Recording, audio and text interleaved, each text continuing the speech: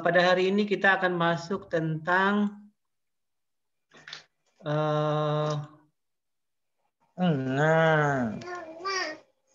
ya luar deh. Proses mineralisasi oleh bakteri dalam sedimen laut.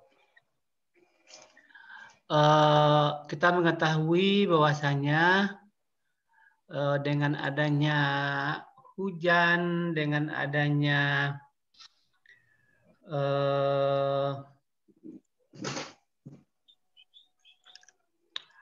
banjir segala macam, maka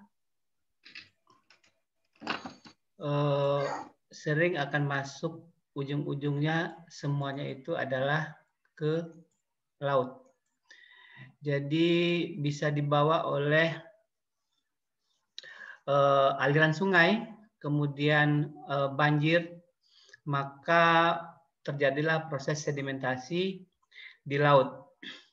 Jadi sehingga kalau tidak ada yang mencoba untuk mendegradasi daripada itu, maka laut akan selalu mengalami proses yang disebut dengan pendangkalan segala macamnya. Jadi sedimen-sedimen yang masuk ke laut itu untuk proses mineralisasinya ada 5 jenis mikroorganisme yang terlibat. Jadi kalau kita lihat secara vertikal nantinya, masing-masing petik kedalaman itu ada mikroorganisme yang terlibat. Yang pertama adalah bakteri aerobik, yaitu sebagai penerima elektronnya adalah oksigen. Jadi ke tingkat proses sedimentasinya, ini kita akan melihat komponen apa yang menerima oksigen, yang menerima elektronnya yang menjadi acuan kita. Yang kedua adalah bakteri fermentasi, di mana penerima elektronnya adalah materi organik. Dan yang ketiga adalah bakteri denitrifikasi, penerima elektronnya adalah nitrat. Dan yang keempat adalah bakteri metanogens, penerima elektronnya adalah karbonat. Dan yang terakhir, yang kelima adalah bakteri sulfatoreduktris, di mana penerima elektronnya adalah sulfat. Ini terjadi di proses mineralisasi sedimen pada kedalaman-kedalaman tertentu.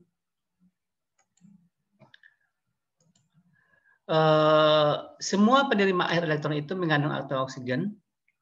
Penerima elektron yang paling sering adalah oksigen, yaitu O2, yang digunakan oleh molekul oksidase, yang merupakan komponen inorganik adalah nitrit, sulfat, CO3 pada metabolisme anaerob. Jadi elektron penerima elektron tadi dari proses mineralisasi itu ada terjadinya penguraian daripada bahan organik atau sedimen-sedimen tadi, di mana ujung-ujungnya itu adalah setelah proses penguraiannya itu ada ditambah O di dalamnya. Di antaranya adalah O2 plus O2 atau plus NO3 atau plus SO4 atau plus CO3 tergantung daripada mikroorganisme yang memineralisasi daripada materi organik tersebut.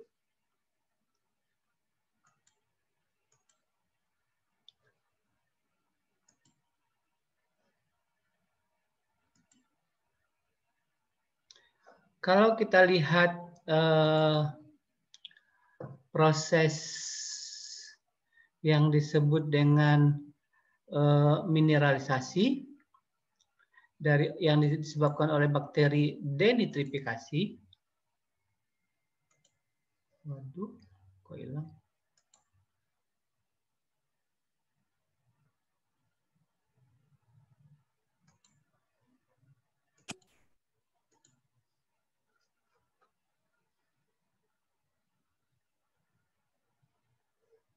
Hilang deh, kemana tuh?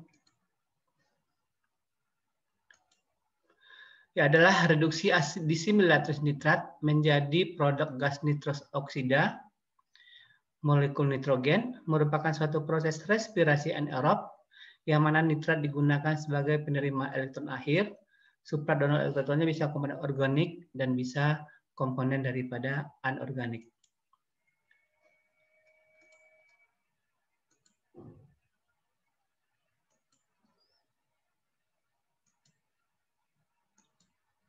Kemudian yang kedua adalah sulfatoreduktris, adalah bakteri yang mampu mereduksi disimilatris, sulfat yang juga disebut dengan respirasi sulfat.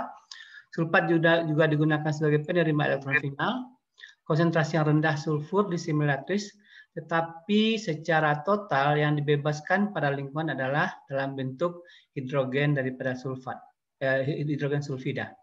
Jadi walaupun nanti ada H2SO4, tetapi H2SO4 ini pada lingkungan itu tidak akan bertahan lama, maka keluarlah hasilnya adalah H2S. Maka ketika terlihat pada pantai-pantai, kita akan melihat lapisan-lapisan hitam, itu adalah disebabkan juga oleh sulfur yang dihasilkan oleh mikroorganisme.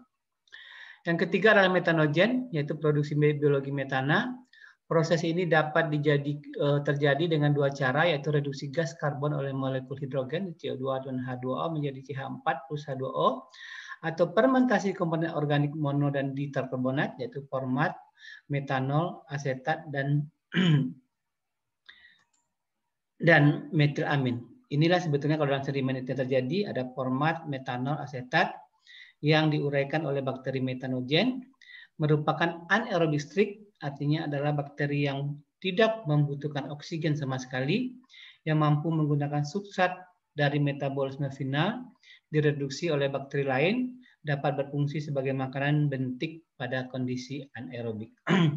Jadi bakteri metanogen ini sama sekali tidak membutuhkan oksigen untuk proses kehidupannya, dan pada kondisi tertentu, bakteri ini dijadikan sumber makanan oleh organisme yang tinggi di atasnya.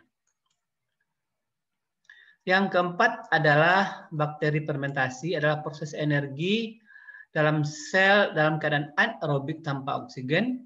Dalam ekologi mikroba didefinisikan adalah dua respirasi dalam lingkungan anaerobik dengan atau tanpa akseptor eksternal. Jadi ada penerima daripada elektron dari luar ataukah tidak ada penerima elektron dari luar.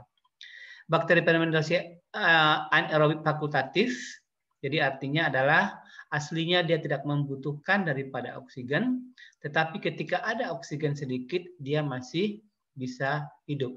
Itu namanya adalah anaerobik fakultatif. Biasanya menggunakan jalur fermentasi asam laktat. Jadi C16H12O6 ditambah 2 ADP ditambah 2 fosfat, maka akan terbentuklah 2 asam laktat plus 2 ATP. Energi yang dilepas pada persamaan ini adalah sekitar 1.500 kJ per mol yang disimpan dalam regenerasi 2 ATP dari ADP per glukosa. Ini hanya 5% dari energi per molekul gula daripada yang dihasilkan oleh metabolisme aerobik. Jadi metabolisme fermentasi ini kekuatannya hanya 5% daripada proses oksidasi dengan menggunakan daripada oksigen. Jadi sangat-sangat rendah.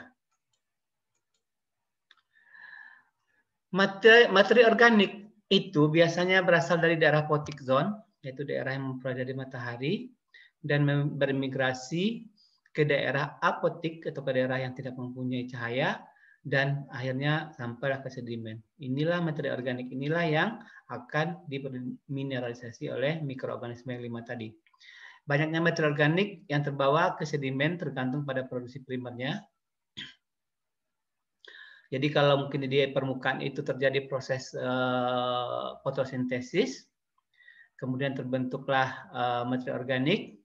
Materi organik biasanya nanti bisa berbentuk daripada fitoplankton, bisa berbentuk oleh tumbuh-tumbuhan tingkat tinggi, kemudian dimakan oleh organisme-organisme lain, dan sisa-sisa daripada itu nanti mungkin akan jatuh kepada sedimen. Proses perjalanan pada kolom air, materi organik partikuler akan cepat mengalami dekomposisi disebabkan oleh autolisis dan serangan bakteri. Partikel yang sampai pada dasar laut miskin akan nitrogen dan fosfor organik. Jadi kalaulah dia berbentuk partikel-partikel, sebelum dia sampai kepada dasar daripada laut, maka dia mengalami dekomposisi, bisa menjadi autolisis atau pemecahan sendiri, atau digunakan oleh bakteri, sehingga ketika sampai kepada dasar laut, itu materi organiknya itu miskin akan kandungan nitrogen dan fosfor organik. Karena apa? Karena sudah dimanfaatkan oleh bakterinya.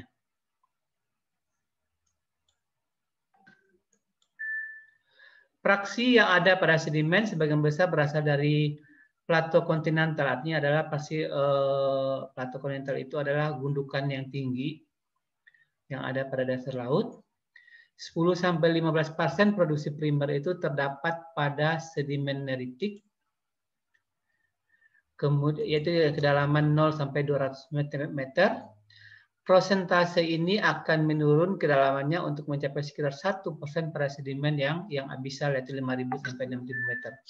Jadi produksi primer itu, jadi misalnya kalau pada permukaan itu ada 100, kemudian semakin turun ke bawah, tadi akan terjadi proses autolisis atau dimanfaatkan oleh bakteri, maka tinggallah 10-15% dari itu di kedalaman sedimen 0-200 meter. Tetapi pada kedalaman 5.000-6.000 meter hanya 1%. Tetapi kalau di 1% ini, misalnya dari hari, dari tahun, dari 10, segala macam, dari bermacam-macam tahun, maka inilah akan terjadinya penyebab proses terjadinya pendangkalan daripada perairan-perairan, terutama perairan-perairan yang di dekat daerah-daerah pantai.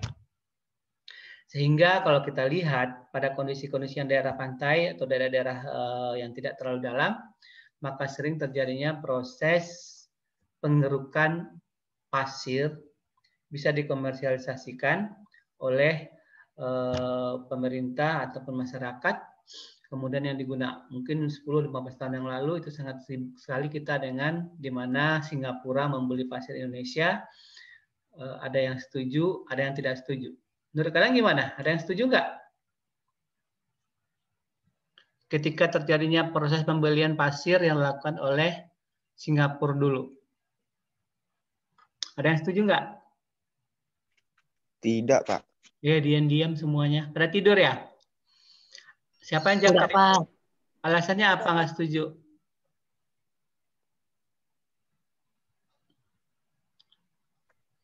Izin menjawab, Pak. Silakan, siapa itu? Ramadan, Pak. Ramadan, silakan Ramadan.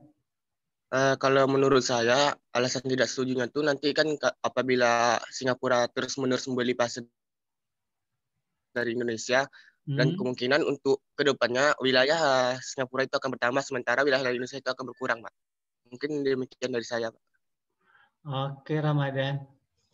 Sebetulnya tidak terjadi pengurangan wilayah ya, karena sudah disepakati batas laut itu dibagi dua dari zaman dulunya. Sekarang kan memang sudah ada terjadinya proses penimbunan di daerah-daerah tertentu Singapura itu, tetapi batas pertengahannya itu tidak bergerak. Tapi Singapura semakin kecil itunya, anunya semakin kecil. Tapi yang paling jelas, ada bisa yang menambahkan? Halo, yang pada tidur semua atau yang udah pada lari? Cuman ngidupin intinya aja ya. Oke, nggak ada yang mau jawab. Jadi terjadinya proses perusakan daripada ekosistem. Jadi pengerukan itu kan terjadinya banyak sekali akan rusak. Bisa terkeruk. Di antaranya adalah mungkin ada karang yang di bawahnya atau ada yang organisme-organisme yang lain.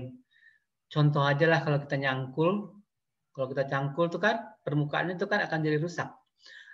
Apalagi terbawa oleh segala macamnya. Mereka akan saring dulu mana yang mereka akan ambil. Kemudian akan terjadinya proses keruhnya laut. Kemudian akan segala macam kerusakan daripada organisme yang akan di situ akan hilang atau bisa akan lari, bisa akan mati dan segala macamnya. Dan akan jadi perusakan daripada ekosistem yang ada pada tersebut. Jadi ada dua prinsip-prinsip tipe metabolisme, yaitu ada yang disebut dengan metabolisme proses respirasi dan ada metabolisme yang disebut dengan proses fermentasi. Ini dihafal ya. Kita meet minggu depan ya, tanggalnya nanti akan saya cocokin. Dengan Ibu Desi udah ujian? Belum, Pak. Belum. Nanti saya koordinasi. Jadi kita meet minggu depan, tapi bukan hari Jumat. Hari Jumat tetap kuliah dengan dosen yang lain, Ibu Umi atau Bu Nur. Tapi kita ambil hari lain karena ada 2 kelas. Mungkin pertengahan hari ya, mungkin jam 11:30 diantaranya, sehingga nggak ada yang ini. Nanti akan saya koordinasikan di WA Group. Ada proses respirasi, elektron yang diproduksi melalui proses dehidrogenasi. Jadi proses dehidrogenasi ini adalah proses pengurangan daripada atom hidrogen pada material organiknya, yang mana substrat penerima nitrogennya adalah oksigen, nitrat, sulfat, dan karbonat. Yang kedua adalah proses fermentasi, yaitu substrat organik berperan sebagai donor dan reseptor tanpa melibatkan dari luar, yaitu adalah materi organik. Pada ekosistem laut, kedua sistem metabolisme ini hanya bisa dilakukan oleh bakteri. Kalau organisme yang lain tidak bisa melakukannya.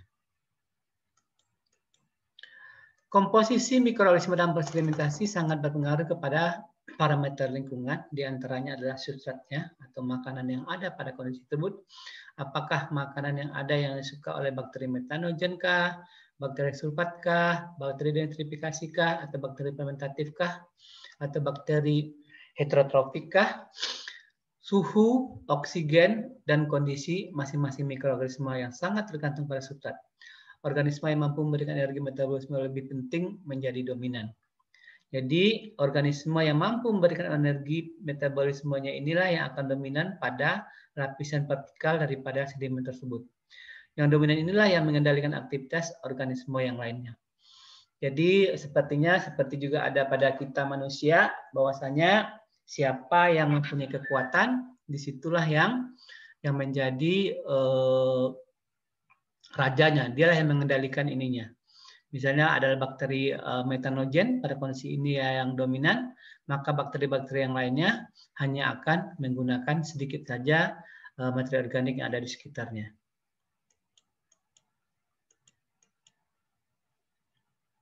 Energi yang disimpan oleh mikroorganisme itu terdapat pada ATP. Apa penyangat ATP? Yaitu adenosin trifosfat.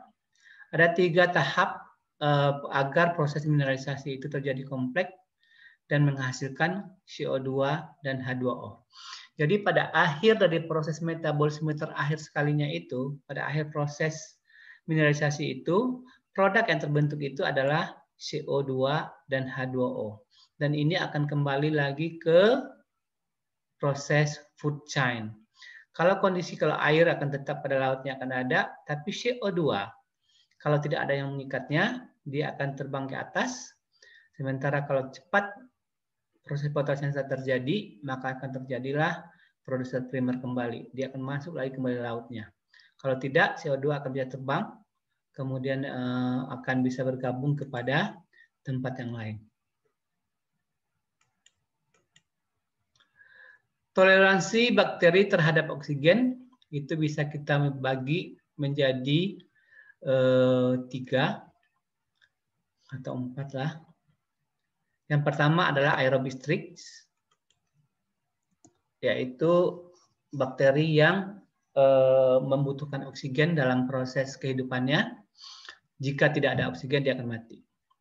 Yang kedua, kebalikannya anaerobic strix, bakteri yang tidak membutuhkan oksigen dalam proses kehidupannya. Dan yang keempat adalah anaerobik fakultatif, yaitu artinya adalah dia sebetulnya adalah kondisi yang tidak membutuhkan oksigen, tetapi jika ada oksigen yang sedikit, dia akan juga bisa bertahan hidup. Yang keempat adalah mikroaerofil, yaitu menggunakan respirasi aerob sebagai metabolisme energetiknya yang membutuhkan oksigen. Juga sebagai penerima elektron terminal, bakteri ini tidak dapat berkembang jika konsentrasi oksigen 10 kali lebih rendah dari yang ditemukan di udara. Itu yang disebut dengan mikroaerofil ya. Ini nanti akan keluar ujian ya. Oke. Kemudian kita masuk apa yang disebut dengan suksesi ekologi.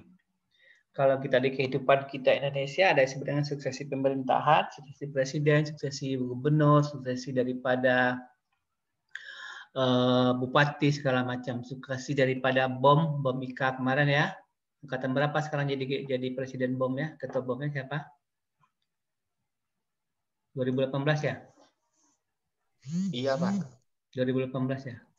Kalian tahu nggak siapa yang ngasih nama bom? Nggak tahu, Pak. Kenapa beda antara jurusan satu dengan jurusan lainnya? Tahu, Pak. Apa Anda? Tapi yang saya tahu, Pak, karena kita itu dulu di Dumai kan, Pak. Jadi Ya. nama kita itu bom karena di kawasan Dumai itu hanya ada satu jurusan, Pak. Dan seperti hampir seperti fakultas sendiri lah, Pak. Jadi kita bisa membuat aturan-aturan tersebut atas nama untuk jurusan kita sendiri, Pak, tanpa menunggu dari arahan fakultas. Karena kan kalau fakultas kan, Pak, berarti turun ke semua jurusan. Tapi karena kita sendiri di Dumai, jadi kita bisa buat aturan sendiri, Pak, dengan nama Badan Otorita Mahasiswa, Pak. Tahu nggak siapa yang ngasih? Kurang tahu, Pak. Itu terjadinya di era saya jadi dekannya itu. Itu kan sering kali demo tuh mahasiswanya. Karena mahasiswa itu pengen otoritas, maka dikasih Badan Otorita Mahasiswa BOM namanya. Kalau yang lainnya namanya apa? Himpunan mahasiswa, Pak. Hah? Himpunan mahasiswa jurusan, Pak. Himpunan mahasiswa jurusan. Kan kalau fakultas kan gubernur ya? Iya, Pak. Kalau jurusan? Bupati, Pak. Bupati. Kalau Badan Otorita Batam? Otorita Batam. Otorita IKA apa? Bupati juga? Biasanya dipanggil ketua, Pak. Ketua ya? Beda kalian ya? Beda, Pak. Harusnya nggak boleh eksklusif lagi. Udah harus rubah lagi tuh. Kenapa nggak mau rubah sekarang? Kemarin kesepakatan bersama, Pak, waktu penyampaian ADRT untuk opsi namanya tetap, Pak, nggak dirubah. Karena eksklusif ya? Nggak mau berubah ya? Oke, jadi suksesi ekologi itu akan terjadi perbedaan model daripada respirasinya. Pertama, terjadinya penurunan potensial oksidasi reduksi atau EH, sama dengan suksesi komunitas bakteri metabolisme yang berbeda. Semakin dalam sedimennya, maka semakin rendahlah oksidasi reduksi yang terjadi. Jadi lapisan vertikalnya di atasnya potensial oksidasi reduksinya akan tinggi, kemudian semakin ke dalam dia akan semakin rendah. Respirasi aerobik yaitu penerimaan elektron oksigen atau O2, mekanisme energetik termodinamik yang paling efektif. Jadi walaupun banyak orang mempelajari proses anaerobik segala macamnya, jumlah bakteri juga ada bermacam-macam karena setiap lapisan itu berbeda mikroorganismenya, tetapi yang paling efektif juga atau yang paling banyak digunakan juga adalah yang disebut dengan respirasi aerobik, yaitu penggunaan oksigen sebagai penerima elektronnya. Mekanisme genetik daripada termodinamik yang paling efektif jika ada oksigen dalam ekosistem, maka lebih dipilih menjadi penerima akhir daripada elektron. Pentingnya metabolisme aerobik pada ekosistem sedimen adalah fungsi daripada lapisan yang memiliki berudara. Populasi bakteri bendik atau populasi bakteri yang ada pada dasar-dasar daripada perairan, di mana sedimen itu disusun oleh partikel-partikel yang berasal dari sumber yang berbeda. Jadi kita bisa tahu bisa daripada hasil sisa daripada proses metabolisme organisme yang lebih besar, bisa terjadi dari proses matinya makhluk hidup, bisa juga terjadi dari proses matinya tumbuh-tumbuhan, bisa juga berasal dari bawaan daripada banjir, di mana materi-materi organik ini, pergerakan air dapat memisahkan partikel yang berdasarkan ukuran sehingga dapat terdiri dari berbagai ukuran kerikil, pasir, dan lumpur. Ini akan kalian pelajari pada mata kuliah sedimentasi. Daerah permukaan sedimen atau subjacent, yaitu daerah paling dasar atas sekali dari sedimen itu, merupakan daerah yang paling berkembang biaknya bakteri. Karena pada bawah ini, pada kondisi inilah paling kaya materi organik yang dibutuhkan oleh bakteri. Sentimeter pertama itu merupakan jumlah bakteri tertinggi dan menurun sesuai dengan kedalamannya. Jumlah bakteri total dapat mencapai aerobik dan anaerobik itu 10⁻³ sampai 10⁻⁶ per mililiter daripada ininya pada sedimen abisal, dan dapat mencapai 10⁻⁷ sampai 10⁻10 pada sedimen litoral. Jumlah ini menurun dengan berkurangnya nutrisi yang tersedia pada kondisi anoksid. Jadi walaupun bagaimana, kondisi oksigen masih merupakan favorit dalam proses mineralisasi daripada proses sedimentasi. Degradasi daripada aerobik materi organik. Pada kondisi ekosistem air, CO2 berikatan dengan air membentuklah asam karbonat. Jadi CO2 ditambah H2O akan terbentuk H2CO3, akan terurai menjadi ion bikarbonat HCO3. Sumber karbon bagi yang ini merupakan sumber karbon bagi alga yang memproduksi makanan bagi diri mereka sendiri dan heterotropik lainnya. Satu organisme air berrespirasi, CO2 yang dikeluarkan menjadi bikarbonat. Jumlah bikarbonat dalam air seimbang dengan CO2 yang ada di air. Jadi pada air laut itu tidak hanya ada CO2, tapi ada juga dengan bikarbonat atau HCO3 yang kalau tidak dilepas menjadi CO2 itu juga bisa digunakan makanan bagi organisme heterotropik ataupun juga bakteri lainnya. Mikroorganisme heterotropik memiliki peranan yang khusus untuk mengoksidasi jumlah bakteri organik sampai menjadi CO2 dan H2O. Bakteri heterotropik ada pada kapasitas katabolisme yang mempunyai kontribusi secara langsung mineralisasi karbon organik. Jadi bakteri heterotropik inilah yang memiliki kemampuan yang lebih besar dibandingkan dengan mikroorganisme lain. Walau materi organik tersedia dalam bentuk polimer-polimer protein atau sakarida tidak dapat masuk pada internal, udah mau habis ya, internal bakteri oleh hidrolik ekstraseluler, dikeluarkan oleh bakteri, perbedaan molekul organik dihasilkan pada hidrolisa, diserap oleh bakteri heterotropik yang ada dan tingkat metabolisme diikuti dengan intraseluler. Oke, oksigen cepat digunakan. Karbon dikonversikan ke karbonat, sulfur dan sulfat, nitrogen ke nitrat, dan fosfor ke fosfat sampai tidak ada energi yang tersedia dari molekul sulfat untuk mendukung proses daripada biologi tersebut. Interaksi populasi bakteri yang berbeda, di mana proses mineralisasi alami materi organik ini dilakukan oleh komunitas bakteri yang berbeda, yang bereaksi mempunyai hubungan satu dengan yang lainnya.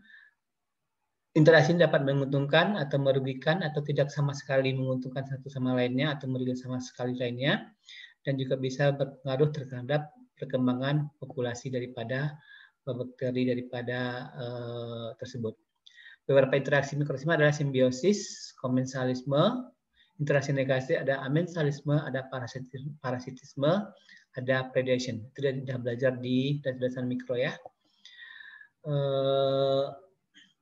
Oke, saya kira demikian. Mungkin sebelum kita masuk, saya ingin tahu ini dulu siapa yang ini kenapa si Hernandan yang jadi hostnya nih?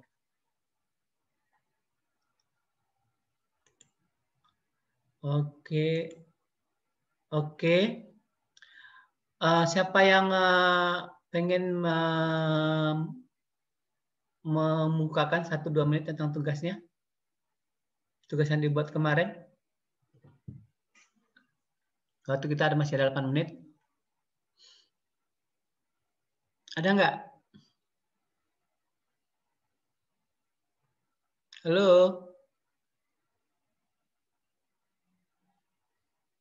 Andika, tugasnya kemarin dapatnya apa? Apa, Prof? Tugasnya kemarin dapat dibuat apa? Bentar, Prof. Tengok dulu, bentar, Prof. Astagfirullahaladzim. Udah hafal dong. Yang lain ada yang ingat tugasnya? Saya, Prof. Siapa tuh? Azra. Iya, Azra. Apa kemarin tugasnya Azra?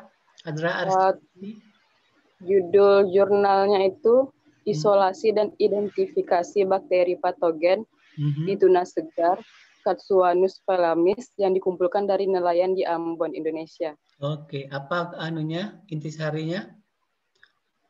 Jadi penelitinya ini meneliti bakteri patogen yang dikumpulkan oleh nelayan.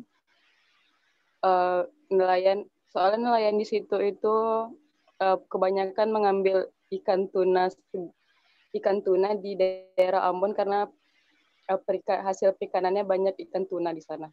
Jadi bakteri patogennya diteliti. Terus apa hasil kesimpulannya?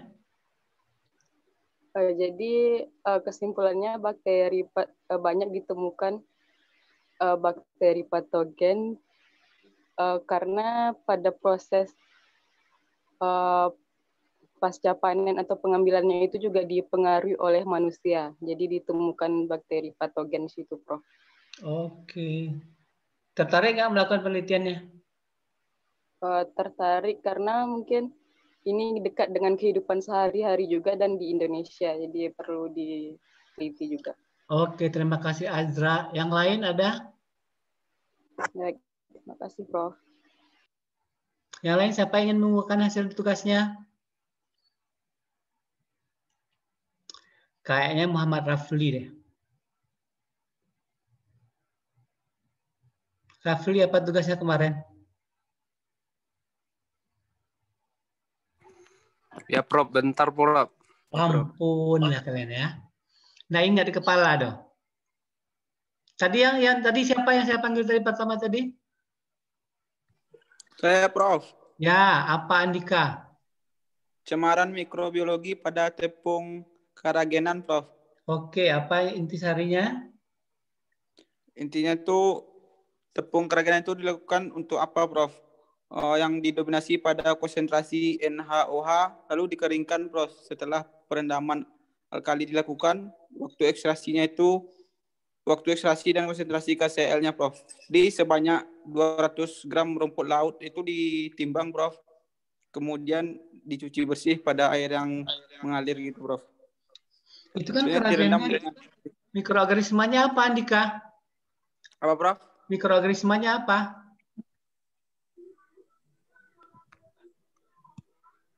Kan kemarin kita minta adalah tentang mikrobiologi, kan? Iya, Prof. Nah, terus apa mikrobanya? Bakteri E. coli, Prof. Oh, ditemukan di situ? Iya, dan Salmonella sp, Prof. Oke. Tadi siapa lagi saya panggil tadi? Saya, Prof. Ya. Rafli ya? Iya, Prof. Ya, apa? Kalau untuk judulnya itu daya hambat ekstrak daun mangrove pada bakteri Vibrio harveyi secara in vitro.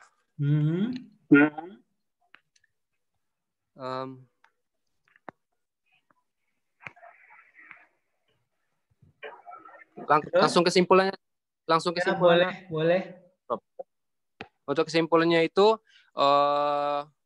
bahwa pemberian ekstrak daun mangrove itu dengan konsentrasi mampu menghambat pertumbuhan bakteri Vibrio harveyi secara in vitro. Untuk daya hambatnya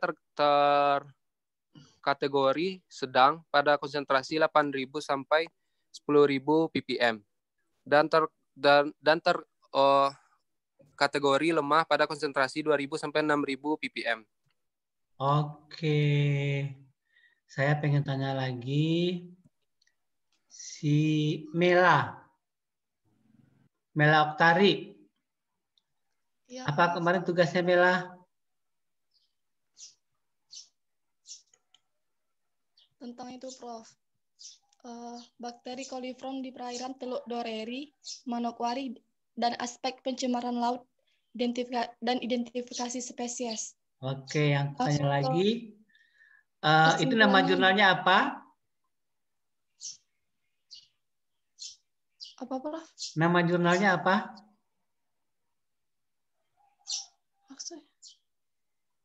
Lupa.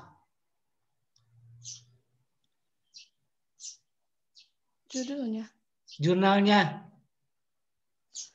Nama jurnalnya. Itu judulnya tuh. Itu judulnya tuh. Nama jurnalnya. Nggak tahu jurnal, tempat ngambilnya. Oh. Majalah apa? Kalau bahasa kitanya majalah, kalau dalam ilmiah namanya jurnal. Jurnal internasional. Iya, nama jurnalnya apa?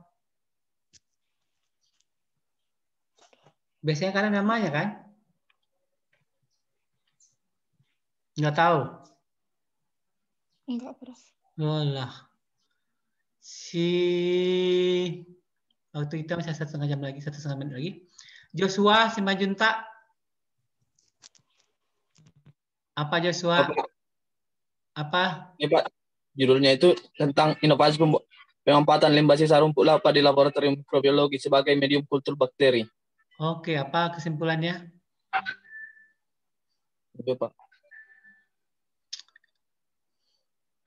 Oke, kita ambil absen sambil si Joshua menceritakan. Halaman pertama senyum semua. Kalau nggak ada orangnya, saya bilang nggak hadir. Oke, klik halaman pertama. Kesimpulannya, Pak. Ya, lanjut ke yang kedua. Halaman kedua, silakan kita ngabsen. Lanjut Joshua. Yang pertama itu limbah sisa rumput laut yang diteliti itu, Pak, memperlihatkan bahwa jenis rumput laut ini, Pak, yang rumput lautnya berbeda, Pak, diteliti, Pak. Jadi yang pertama itu limbah sisa rumput laut memperlihatkan bahwa jenis rumput laut jenis Kappa Hicus alvarezi memberikan hasil keragian yang lebih baik dibandingkan rumput laut Eucomas spinosum, Pak, dari segi kekuatan gelnya. Bakteri yang diuji bakteri apa? Bakteri. Oke, waktunya habis. Tunggu aja pengumuman di WA ya, mid semesternya hari apa, minggu depan pokok harinya. Tapi kita belum tahu hari apa ya. Selamat hari Jumat, selamat menjalankan sholat Jumat bagi yang menjalankannya.